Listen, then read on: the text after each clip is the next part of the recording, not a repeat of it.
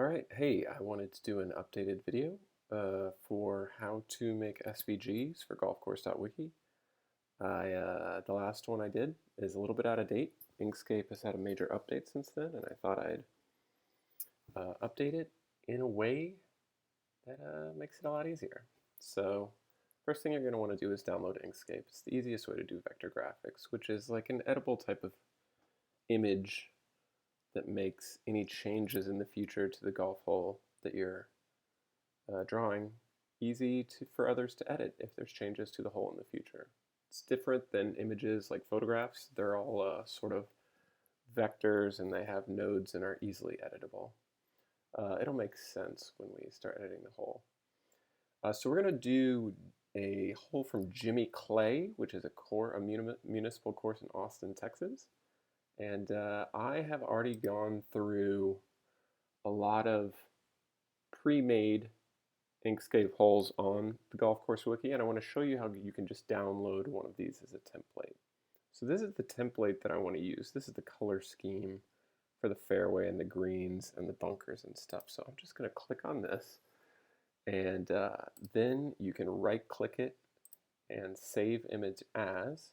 It's going to have a weird name here, so we're just going to change this to template.svg, and it's going in the Jimmy Clay folder here, and so we're going to save that. Now, if you haven't downloaded Inkscape, you're going to want to go to the current version. Just download it for whatever operating system you're using. This is going to be the Mac OS version here. So we're pretty much done here. And then we're just going to open up the new version of Inkscape, and I'm going to show you how to turn this template into a new hole. So let's just open it up.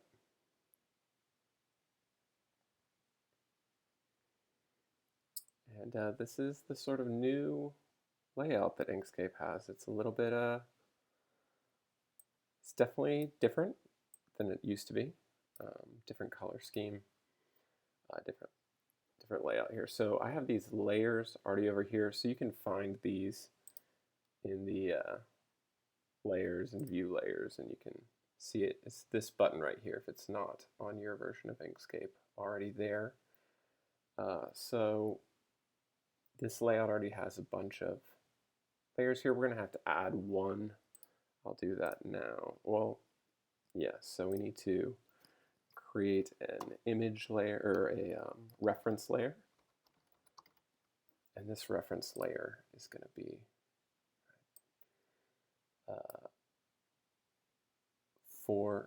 so I'm going to you can hide everything by clicking the little eye there. So I'm just going to put that layer on the top so you can see it over everything, and this is going to be for our reference image. We're going to add a reference image. You want to make sure this is unlocked over here on the right. And we can import a reference image. And I just finished doing that course. We're going to go to Jimmy Clay Images, and we're going to do hole 1. I've already gotten this reference image for us to make a little map from. You want to optimize quality here. It's going to be a little bit difficult to see if it's grainy, so if we have a good reference image, we want to optimize quality. So the first thing we want to do with this image is if we click on it, we can rotate it. You can also use the rotation tool here, but you can just click on it and rotate it. And we want to line it up to where the T's here are just make sure that it's kind of like gonna be as narrow as possible. So that's pretty good right there. Now from here, we can change the background by clicking this. This is the document properties, and then we can resize the content. And if we click that once or twice, sometimes it takes 2 clicks, we can set it to where it's sort of like fits the image there. And one thing we probably should have done from the beginning is we can save this as, and I'm going to save it as hole number 1.svg, and then I'll keep our template file separate. Oh, this happens from time to time. So the image here is outside of the reference layer, so we can just drop that in there. And that way, if we close that, we can close it. So the first thing you're going to want to do with this reference layer is if you look at another layer underneath it, you're not going to be able to see it. So we want to change the opacity of this layer so we can see through it. I found that putting the reference layer on top is a lot quicker and easier than putting it on the bottom, which I used to. So you can change the opacity in the new version here. It says O, and it says 100 here. So we want to change this to 70 probably. That lets us sort of see through there. The first layer I like to do is the fairway. So this is kind of a mess. We have a couple of paths here, and we're only going to need one. So we can delete this path and concentrate on this one. This is our node selector here, and we really can get rid of most of the nodes here. So let's delete those. And with the rest of the nodes, we can, if we click this button, or actually if we click Make Segments Lines, it'll make everything easier to work with. So we want to select each node individually, and we want to sort of put it kind of where it's going to go. And then to add another node, you can just double click there. And you just want to zoom in a little bit and drag it where it goes.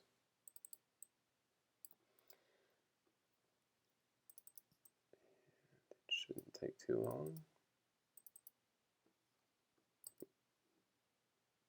Oh, sorry, you want to, so you don't click on it. If you lock the reference layer, then it's easier to access this layer.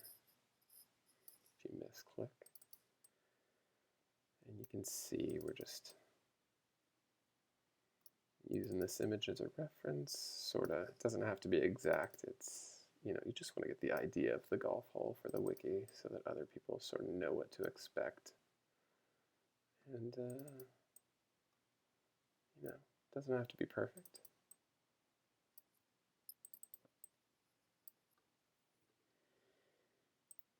And we're almost done with this layer.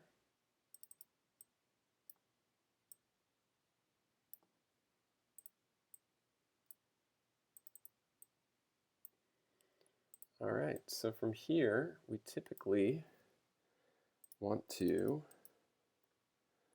take the node selector. We want to select all the nodes and hit this button right here. This is the this is auto smooth, so everything, there's no sharp angles. Everything is pretty auto smoothed. And occasionally you want to come in here and add an extra little node here so that you get the right angle. Make some small adjustments. Once again, you can just select all and smooth again, and that should be what we want. The green here is going to sit on top of the fairway, so it's okay if it goes underneath a bit. And that layer is done.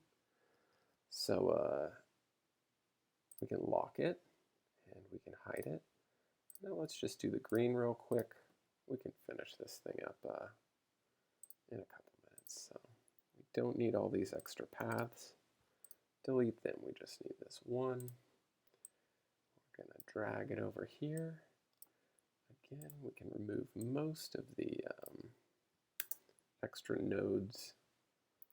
Select all, and then go and drop it right here.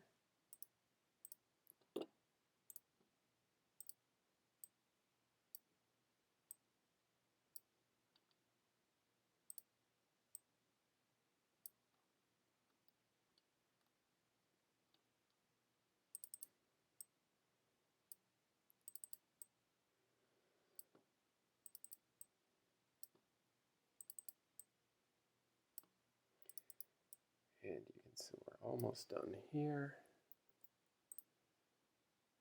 Make some little adjustments. Nothing too fancy. We're not going for perfection here. It's just a reference. And that's all done there. The next thing we can do is, do we have tee boxes here? I don't think we actually have tee boxes here.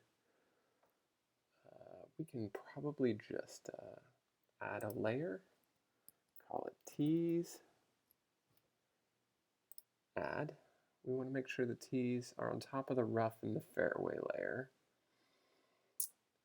Let's lock that green layer. So I'm just going to want the tee layer to look just like the fairway.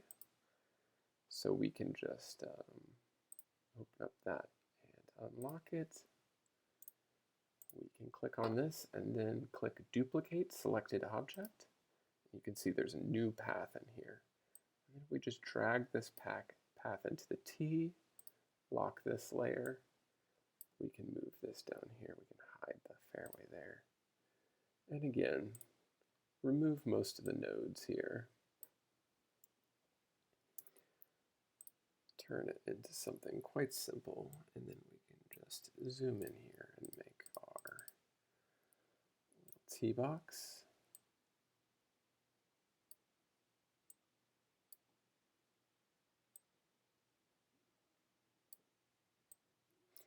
Tee boxes can be a little bit more challenging with the shaping,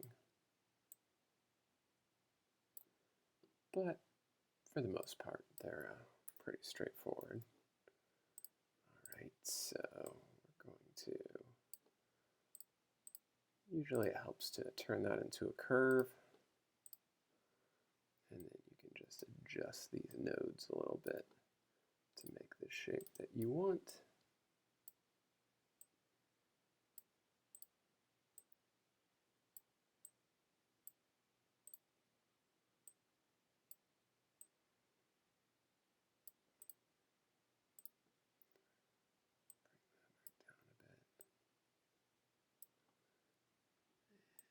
Do the same down here, so we can just make sure that it's nice and rounded on all the sides. Oops, undo that.